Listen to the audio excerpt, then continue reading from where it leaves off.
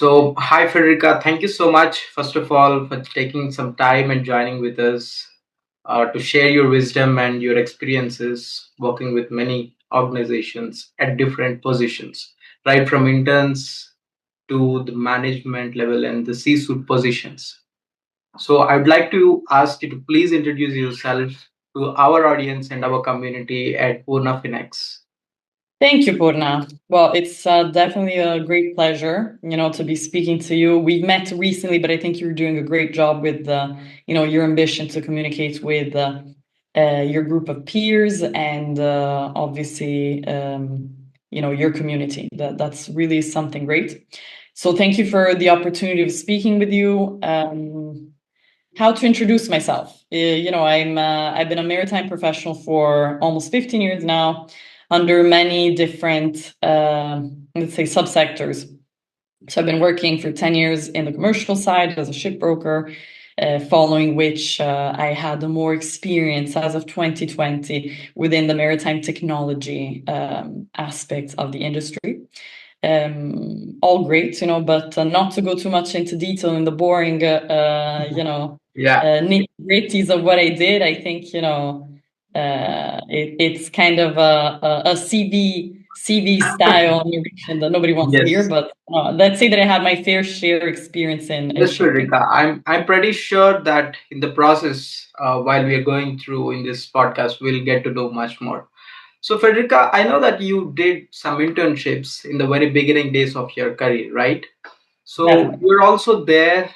You also worked as a CEO and much more greater positions in organizations. How do you feel this transition? And of course, a lot of people will be limiting their career for maybe whatever the reasons.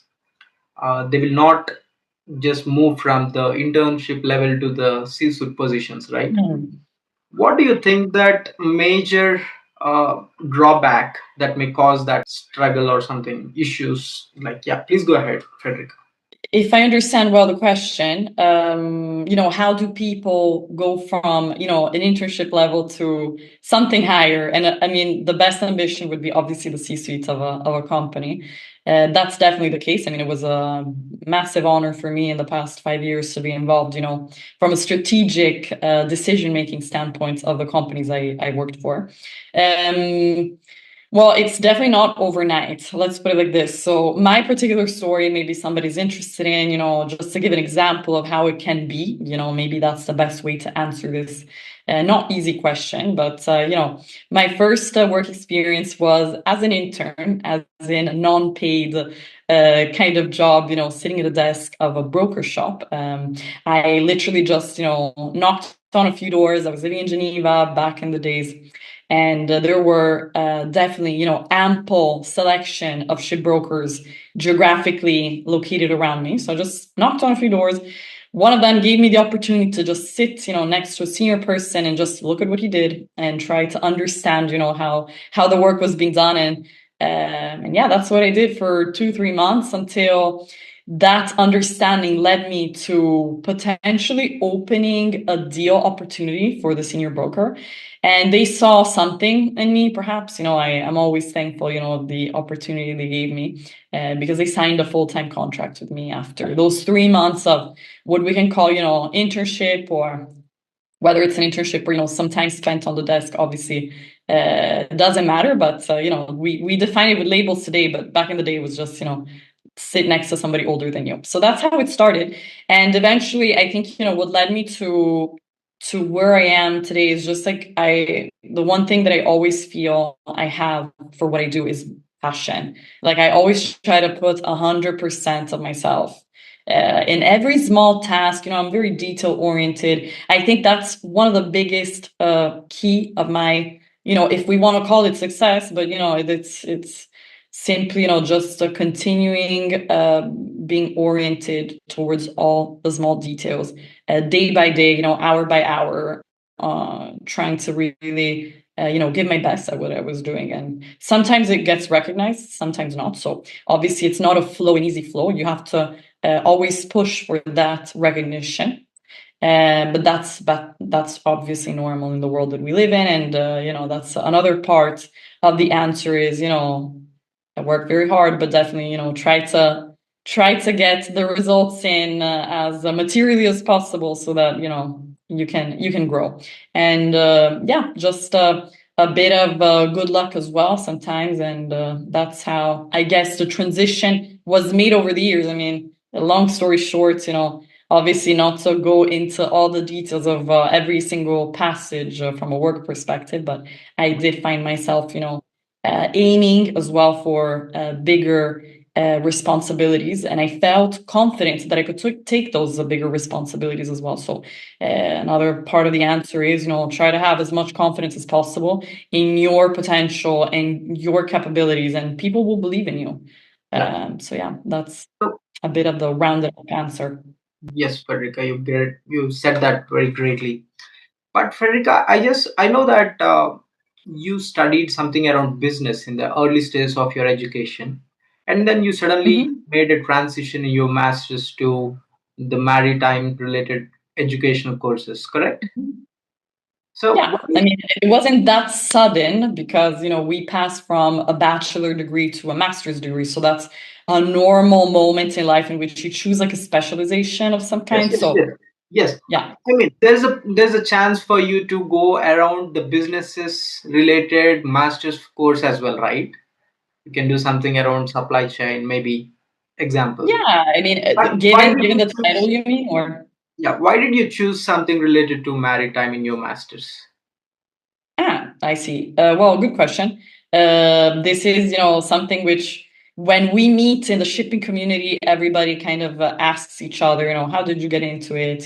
Why? And the most frequent answer is basically you have somebody close to you that does it as well, and so kind of they open this curtain of knowledge of what the shipping industry is all about. And once you know about the existence of the industry, you're kind of curious. And if you find, I'm a big believer in education, so definitely trying to get in some of that experience in terms of small projects, small initial projects to get warmed up to the work market, basically. But yeah, essentially I was introduced from the fact that my father was already in the industry, so I learned from him of the existence of it, and I definitely got inspired from his personality as well and the way that he did things. So you don't need to just have somebody that does something for you to then pursue that. You also need to kind of like the way that he does it. So that's like the two-way combination. And yeah, I would say like most of the people that I know somehow kind of stumbled into it because of like either a close or distant relation to the industry, or they got lucky on an encounter that brought that person into the industry. It's hard to choose it per se, and I think even choosing that master, unless there's some awareness, even from a geographical standpoint. I mean, countries like Greece or India, or northern countries, there's definitely more awareness of this industry, given all the expertise, and perhaps more infrastructure on the port side, and yeah, logistics in general. So definitely there's a variety of cases, but that was the one for me. Yes, Federica. Federica, what do you think about this?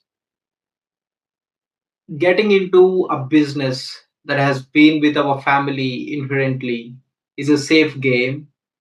What if I say that? What do you react with that statement? How do you react with that statement?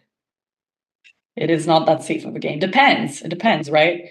It depends how well you've learned over life. Not only of let's say that luck is not only about receiving certain connections or awarenesses, it's also the ability of using them as well to your advantage. So I would say it's kind of saying, is it best to, what is the most important? Working very hard or waiting for you to be lucky and, to receive things on your platter. So I do think that there's a massive difference between the two, and I'm extremizing. Obviously, it's never like either black or white. There's always like a gray in the middle. It's convenient up to a certain point, I would say.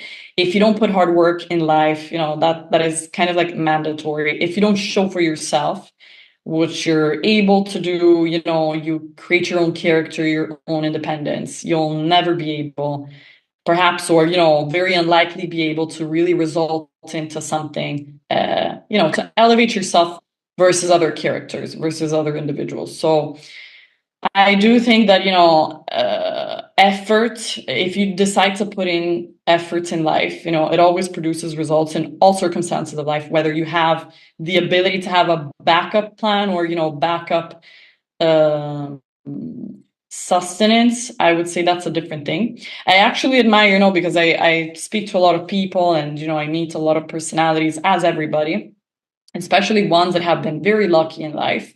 I do feel a lot of respect, not only for people that, don't have opportunity costs and maybe are very hungry, for achievements, and put it all in because, that's the best outcome. It's not, I want to say easier, but definitely think of a person that has received a lot in life and still manages to do something excellent out of it. So he's getting out of a comfort level, although he doesn't have to. So I do respect the two characters just as much, and I don't think there's anything wrong, in having the developed ability to use your advantages to, Yeah. for the best outcome. Hope Yes. it answers the questions. Yes, Federica, you said that great. Federica, you know very well about how the global industries are right now, correct? Working in Hmm. a global industry and aiming for some massive growth in the career for the next few years, maybe some 5, 10 years. If I want to go to certain good level, good position in any global industry, in that example, Hmm. what I should concentrate a lot is that connections that I should make, or is that the skills, or maybe something which I didn't talk about right now. What do you think is the most important thing that one should start focusing on if they want to grow in the global industries, any industry in that case?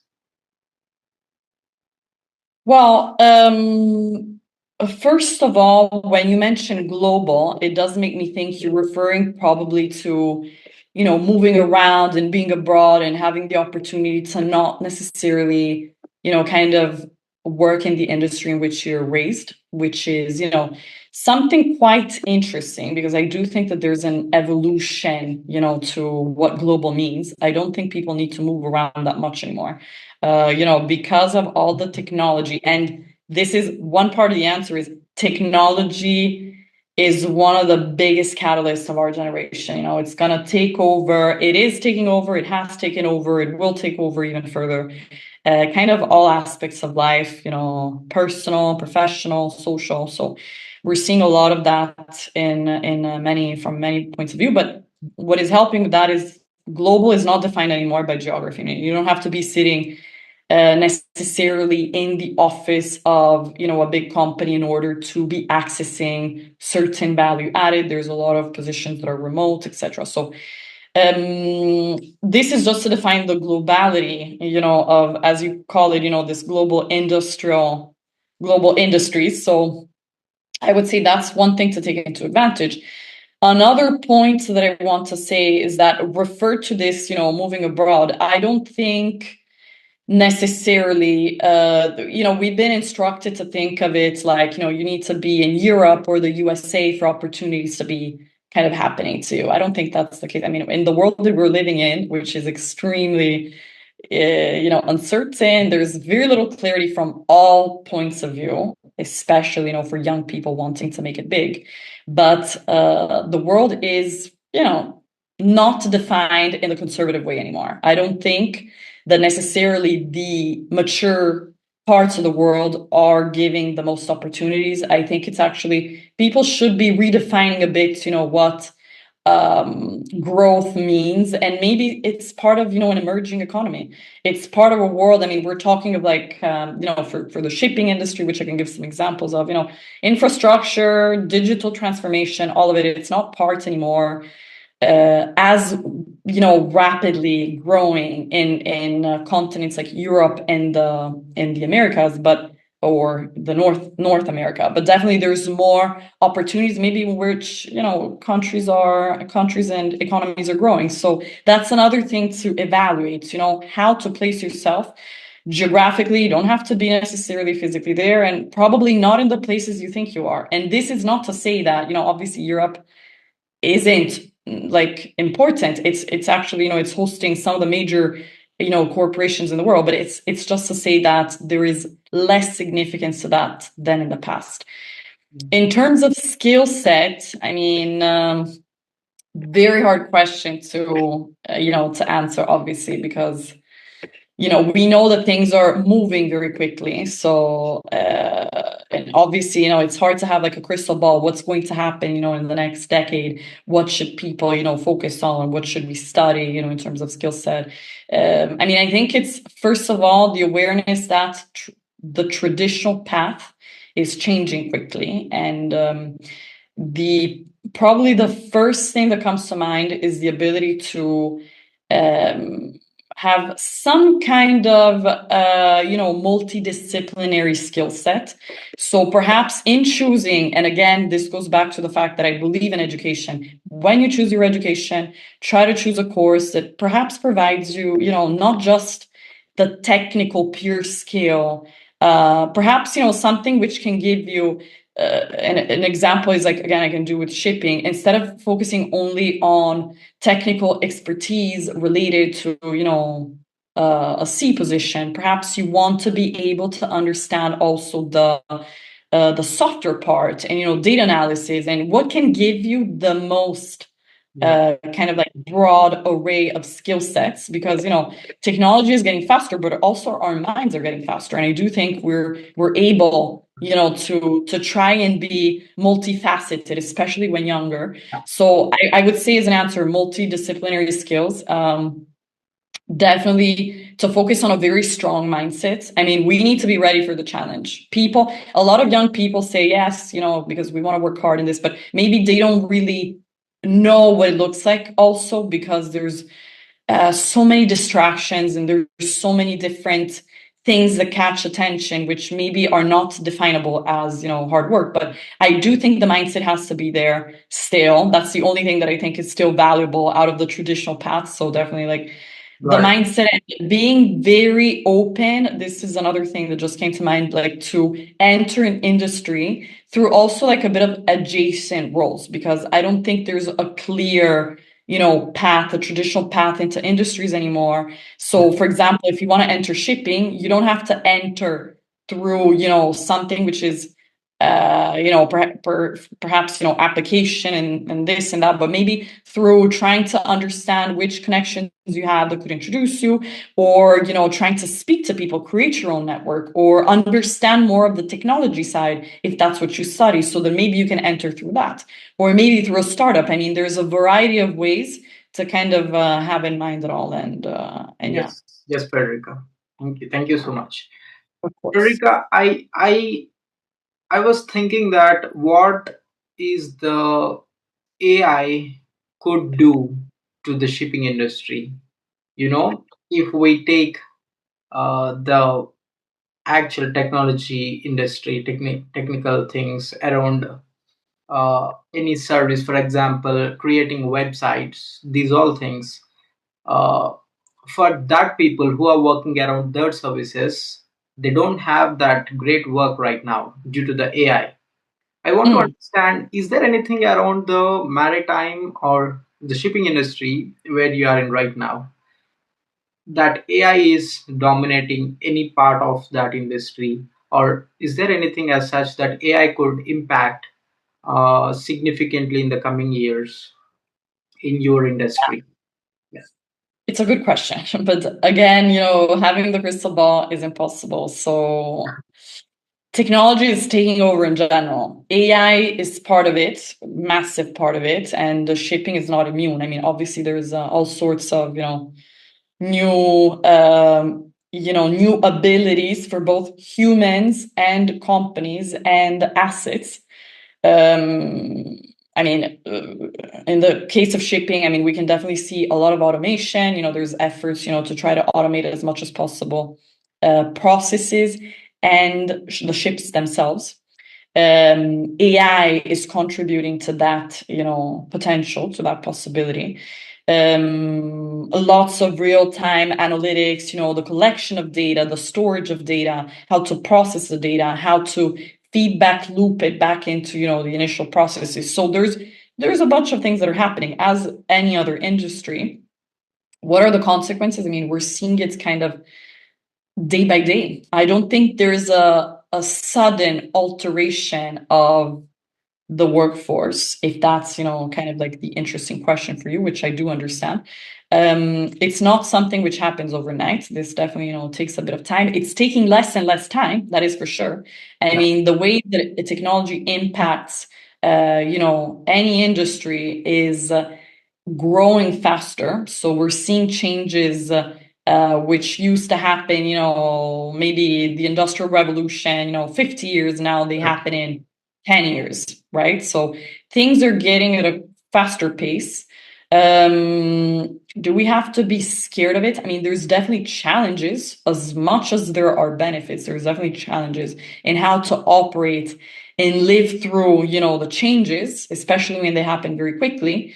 But progress is progress in all its forms. So I do believe we need to always have a very positive outlook, and we need to try our best to basically insert ourselves to fit within the new reality. And as I mentioned, there's a few ways in order to do that. I mean, from a practical standpoint, obviously, we always need to face the challenges for what they are when they arrive. We cannot think too much ahead of ourselves. I think, especially when it comes to, what are we going to do? Are we losing a job? Are we having a job? This in the biggest context of the world. I mean, there's always going to be opportunities for value producing in the world. It's always going to be like this. So if there's a way, if there's a chance for you to find a value producing activity, you will find a fit in the world. So you just have to be able, nobody's gonna be able to tell you, because unfortunately they don't know themselves, based on previous experiences of the past generation,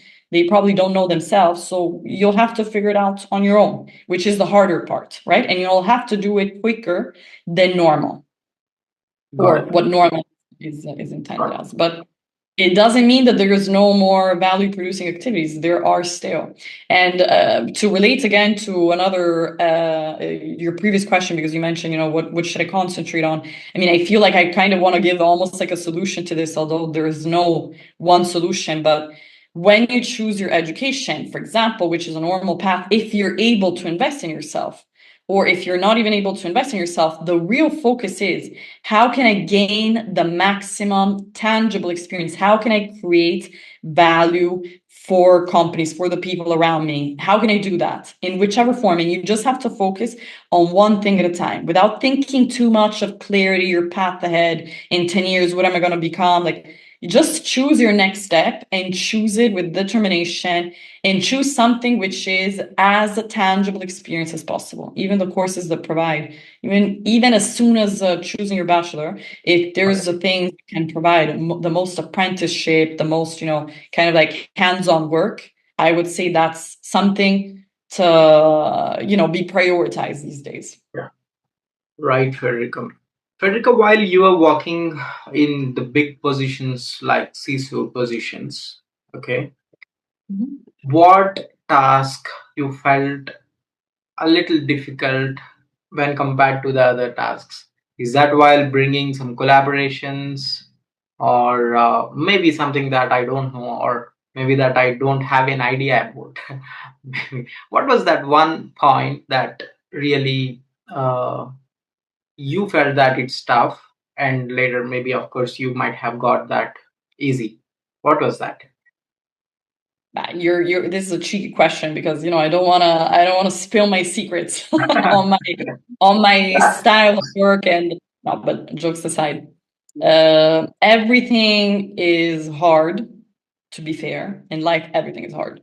Everything you're up to do, especially when you're not sitting in your comfort zone, which I don't like to do. I don't like to sit in the comfort zone for too long. So anytime you're challenging yourself with a mission, so you're looking at growth, you're doing something which is slightly more difficult than what you were doing before. So can I answer to you clearly? Probably not, because I feel like everything I wanted to do was sort of like a smaller step ahead, difficult for me.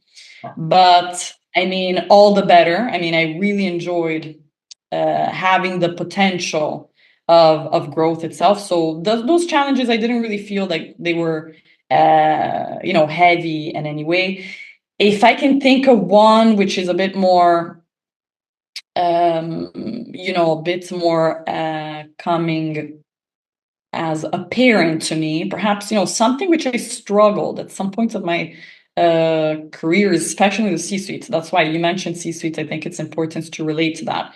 It's the work that I did on my visibility. So whether it's building relationships, the networking, sharing basically the work that you're doing, I struggled to understand how important that was, because I was coming from a background in which information was a very it was the key of our job. Being a broker means you're maintaining information, not secretive, but as carefully as possible. And it was like the key currency of exchanging for more work, etc. So I had to go from that to, you have to be very open and exchange as much as possible. So that was probably part of, my biggest struggle in the C-suite passage. Yeah. But I did understand, I mean, if you want to grow your career, you need to have as much exposure as possible. I feel, with obviously with a bit of logic as well, and being sensible on your choices. But I do think visibility is important, and I had to learn it kind of like the hard way. I just needed to take the medicine, and that's it. I closed my eyes and just went on, with creating some kind of visibility profile on LinkedIn first, and then, speaking to even more people and more of the cold approaches. So it just grew little by little, but definitely something which I had to work on. Yes, Federica. Federica, may I call the maritime industry as a male-dominated industry? Can I assume that?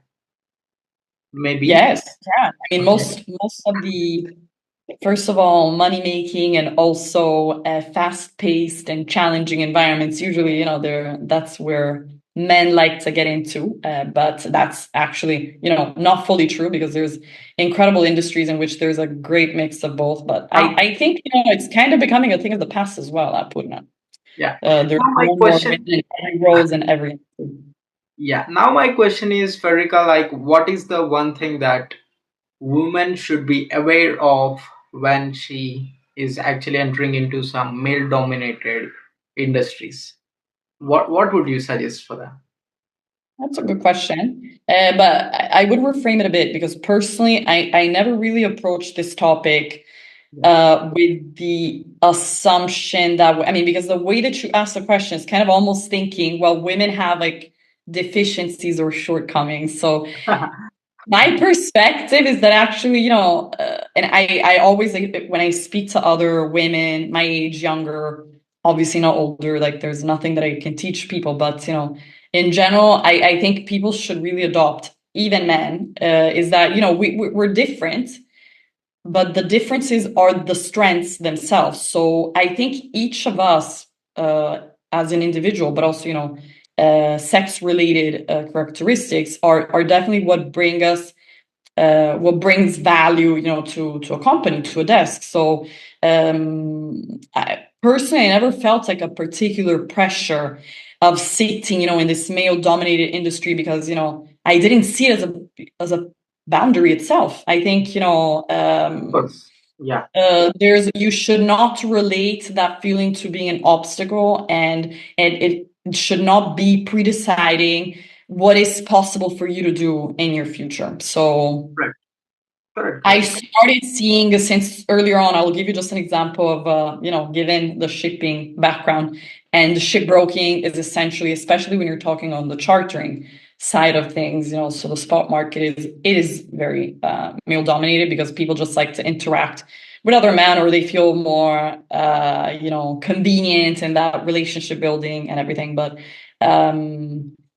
since then, I feel I saw it really as it being an advantage. And why? Because that's probably what made me feel that it was not a pressure for me. Because one of the main tasks of a shipbroker is you have to be on the phone a lot, and you have to be calling clients every day. And I was probably the only woman that the clients got a phone call from. So my name was more distinctive. They started remembering my name since day one. And I saw that it was like so refreshing for me. I didn't see me having as much as an effort of other, peers, Right. other colleagues of mine. So I just like enjoyed the process, and I thought, great. And then from that's just an example of how, one thing can then give you courage to do more, confidence to really act on it. From there, I think, I started learning and leaning into the qualities that felt like the most natural to me. So I'm as a person, I'm more analytical. I'm detail oriented. I knew what was the part of me that was shining the most, and I started to cater to those relations with clients who really gave priority to that. So in this way, I kind of used the let's say what is distinctive of a person to try to approach. Obviously, you can all be liked by everyone, but it doesn't mean that nobody's going to like you. Yeah, got it, got it. Federica, we know that the technology world is super in the Silicon Valley, right? Uh, I want to know that in which part of the world this shipping industry is doing really great. Sure. First of all, shipping is super global. Like if you talk about global industries, it's one of the most global and probably historical industries in the world. I mean, we've been used to understanding that since the super old days, trade had to happen in order for you to survive, as a civilization, as a, nowadays countries, populations, we need to be able to exchange goods. And shipping is the most economical and sustainable way for this to happen. And obviously, it sits at the base of everything that moves around us. So it's as global as it gets. Traditionally, if you're talking of, producers and